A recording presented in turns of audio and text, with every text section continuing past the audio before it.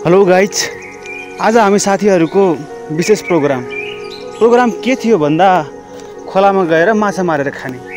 अब माछा त भेटिएन क्या र के खाने त। त्यसको एउटा सजिलो उपाय चाउचाउ लग्यौँ।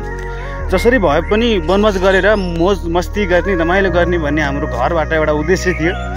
त्यो उद्देश्य पुरा गर्नलाई भए पनि केही न केही त गर्नै पर्यो। त्यसपछि प्याज लसुन माछा अनि यो लसुनहरू काटिरहेका छन् साथीहरूले। यो कराई बसाल्दैछ।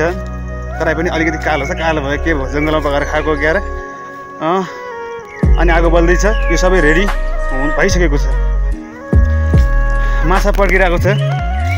धेरै त छोप्न सकिएन। एउटा खाल्डोमा पानी उल्झिएर चाहिँ अलिकति सानो चित्रिका मित्रिका बनाइयो। लसुन फुर्दैछ। अब यसको पालो के त यो हरियाली वातावरण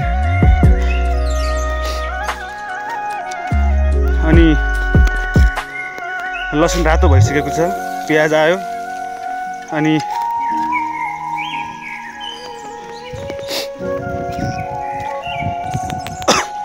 खुर्सानी पनि डढिरहेको छ पर पारेर। कुकम्यानले पनि निकै मेहनत र जोस लगाएर पकाउँदै हुनुहुन्छ र चाउचाउ पनि अब हालिसक्यो। अब यसको पालो के रहेछ त, यसलाई भुइँमा उतारेर खाने। ल हाल्न सुरु गरिहाल्यो हाम्रो भतिजीले। मेरो काम चाहिँ भिडियो बनाउने मात्र थियो है त।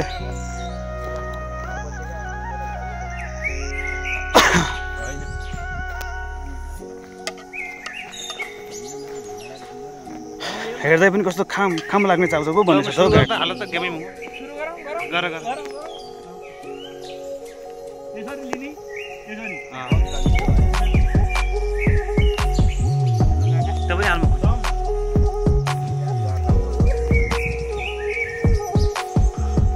अब चाहिँ मेरो पालो।